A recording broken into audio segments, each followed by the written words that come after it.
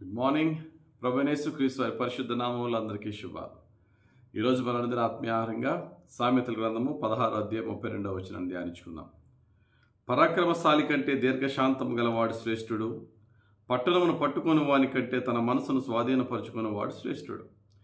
ఇక్కడ పరాక్రమశాలిని, సూర్యుడు, వీరుడు, ధీరుడిని ఎవరితో పోల్స్తున్నాడంటే ఓర్పు కలిగిన వాడు, సాత్వికం కలిగిన వాడు, దీర్ఘశాంతం కలిగిన వాడితో పోల్స్తున్నాడు.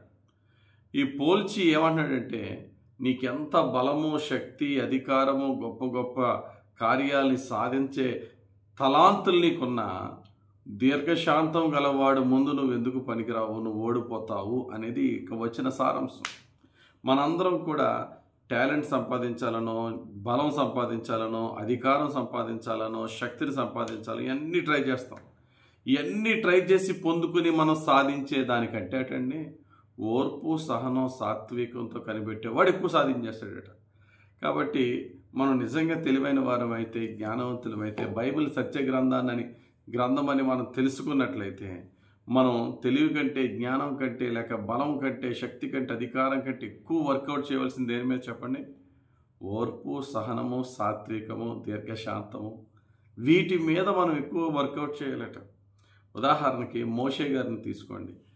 ఆయన్ని ఒక రకంగా చెప్పాలంటే he was a multi talented man. అన్ని కోణాలలో, అన్ని విద్యల్లో ప్రావీణ్యత కలిగిన వాడు మోషే. మోషే గురించి దేవుడు పొగిడే సమయంలో అండి మోషే మహాబలవంతుడు, మోషే మహాజ్ఞానవంతుడు, మోషే మహాభక్తిపరుడు ఏమనలేదండి.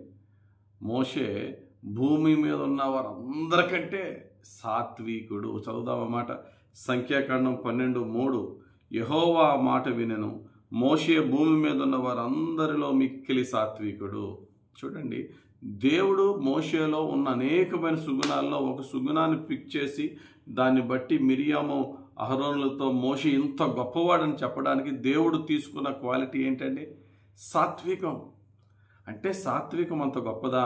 సాత్వికం ఎంత గొప్పది? నోటి మాంద్యం కలిగిన వాడైనా, పెద్ద వాక్చాతుర్యం లేనివాడైనా, 40 సంవత్సరాలు స్త్రీలు, చిన్నపిల్లలు తీసేగా పురుషులు 6 లక్షల పైగా ఉన్న అంతమందిని అద్భుతంగా నడిపించిన నాయకుడికి ఉండవలసిన అద్భుతమైన లక్షణం సాత్వికం. కాబట్టి మనం పెద్ద పెద్ద లీడర్స్ అవ్వక్కర్లేదు. మన ఫ్యామిలీని నడిపించుకోవాలన్నా, మన సంఘాన్ని నడిపించుకోవాలన్నా, మన ఉద్యోగంలో సక్సెస్ఫుల్గా ఉండాలన్నా, మన జీవితంలో ఏదైనా సాధించాలన్నా ప్రభు ఈరోజు మనం నేర్పుతున్న మాట ఏంటంటే, నాయనా దీర్ఘశాంతం కలిగి ఉండు, మనసును స్వాధీనపరచుకో. 2 things, power in patience, strength in self control. ఈ రెండు మనం ధ్యానించుకుందాం.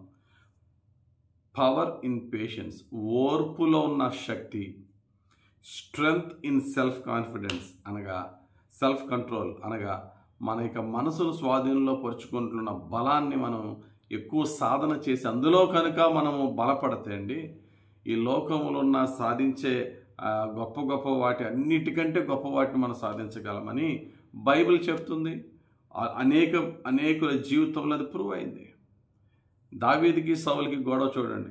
సౌలు ఎప్పుడు దావీదుని అటాక్ చేస్తూనే ఉండేవాడు, దావీదు సౌలుని ఎప్పుడు క్షమిస్తూనే ఉండేవాడు. దీర్ఘశాంతం దావీదు చూపించేవాడు. భయంకరమైనటువంటి ముక్కోపిగా కోపాన్ని, ఒక రకమైనటువంటి నిరుత్సాహాన్ని, ఒక రకమైనటువంటి క్రోధాన్ని చూపించాడు సౌలు. ఎండ్ ఆఫ్ ద స్టోరీ ఏమైందో మనకు తెలుసు. సౌలు దారుణంగా చంపబడ్డాడు. దావీదు వంశాలన్నిటికీ దీవెనకరంగా మారిపోయాడు. That is the power of long suffering, patience, meekness.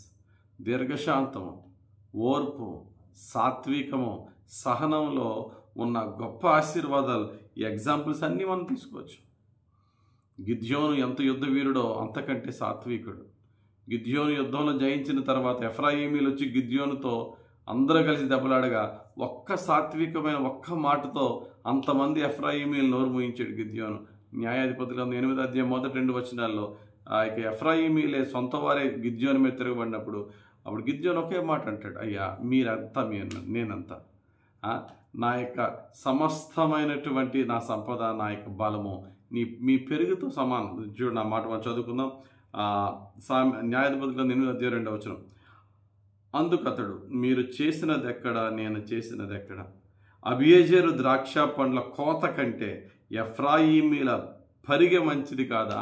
ఎఫ్రాయిమీల పరిగె అంటే చిన్న పరిగె, నా కోత అంతటికంటే మీదే గొప్పది కదా. ఇక్కడ భక్తుడైనటువంటి గిద్యోను అంటున్నాడు, న్యాయాధిపతుల గ్రంథం 8:2 అందుకు అతడు, మీరు చేసినది ఎక్కడ, నేను చేసినది ఎక్కడ?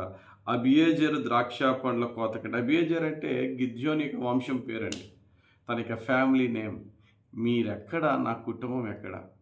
నా పంటంతా కోసిన మీ యొక్క పరిగితో సమానం కదా అనే మాట అనేటప్పటికండి కోపంతో వచ్చిన ఎఫ్రాయిమీలు చాలా చక్కగా సమాధాన పడిపోయి, అబ్బా గిద్యోను చాలా మంచోడు, గొప్పవాడు అని చెప్పి దెబ్బలాడడానికి వచ్చిన వాళ్ళు పొగిడి అప్రిషియేట్ చేసి వెళ్ళిపోయారు. That is the power of self control, meekness, patience.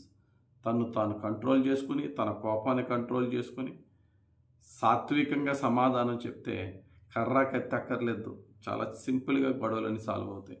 దేవుడు అడుగుదాం ఈరోజు, ప్రభువా నాకు అట్టి జీవితం అవ్వా, నాకు ఉత్తినే కోపం వస్తుంది ప్రభు, వెంటనే ఆ కోపం రావడం, ఆ కోపాన్ని ప్రదర్శించేయడం కూడా చాలా ఫాస్ట్గా అయిపోతుంది నాయన. మరి నన్ను నువ్వు దీవించే కొలది నాలో ఆ సాత్వికాన్ని, ఆ యొక్క సమాధానాన్ని, ఓర్పుని నాకు ప్రభువా, గొప్ప గొప్ప బలవంతులు, పరాక్రమవంతులు సాధించలేనిది ఓర్పు కలిగిన వాడు, తన మనసును కంట్రోల్లో పెట్టుకునేవాడు సాధిస్తాడని చెప్పావు కదా. అటువంటి ఓర్పు, అటువంటి మనసును తన స్వాధీనంలో, నా స్వాధీనంలో ఉంచుకోగలిగే నీ శక్తిని నాకు ఇవి ప్రభువా అని ప్రార్థన చేద్దాం. వాటి ద్వారా దేవునికి గొప్ప దీవెనలు పొందుకుందాం. దేవుడు తన పరిశుద్ధ వాక్యం మన జీవితంలో నెరవేర్చును గాక. ఆమేన్. పరిశుద్ధుడా, ప్రేమ కలిగిన తండ్రి, ఈరోజు మాకు ఇచ్చిన ఈ వాక్యం బట్టి వందనాలు. మా జీవితంలో మా బలముతో, మా శక్తితో, మా యొక్క తెలివితో, మా జ్ఞానముతో సంపాదించిన వాటికంటే ఓర్పు, సహనము, సాత్వికముతో సంపాదించేది గొప్ప విజయాలు ఉన్నాయని ఈరోజు మాకు తెలిపావు అయ్యా. ఓర్పును, మా మనసును స్వాధీనంలో ఉంచుకునే సెల్ఫ్ కంట్రోలింగ్ పవర్ను, అట్టి శక్తిని మాకు ఇచ్చి, నీ వైపు చూస్తూ, నీకు సమస్తాన్ని అప్పగిస్తూ, నీ అందరి విశ్వాసముతో సహించి భరించి తండ్రి మరి ఓర్చుకుంటూ ముందుకు సాగుతూ అయ్యా నీ అద్భుతమైన విజయాలు పొందుకునే భాగ్యం మాకు దయచేయమని, ధ్యానించిన వాక్యము క్రియారూపంలో మా జీవితంలో నెరవేర్చమని, కుటుంబంలో ఓర్పు అయ్యా, ఉద్యోగంలో ఓర్పు, వ్యాపారంలో ఓర్పు, సమస్తములో ఓర్పు, శాంతి అయినా సహనం, సమాధానం మాకు దయచేయండి. ధ్యానించిన వాక్యం అందరికీ రక్షణ వాక్యంగా ఫలింపజేయమని యేసుక్రీస్తు వారి పరిశుద్ధ నామములో ప్రార్థించి వేడుకొనుచున్నాము తండ్రి. ఆమేన్. తండ్రి యొక్కయు, కుమారుని యొక్కయు, పరిశుద్ధాత్మ దేవుని అభిషేకం హెచ్చుగా మనపై దిగివచ్చి, క్రీస్తు యేసునకు కలిగిన మనసు, ఓర్పు, సాత్వికము, ఆ యొక్క సమాధానము, తగ్గింపు జీవితం మనందరికీ పరిశుద్ధాత్ముడు అనుగ్రహించి మనకి గొప్ప విజయాలతో మనకు సమాధానం ఇచ్చునుగాక. Amen. God bless you. Have a very blessed day.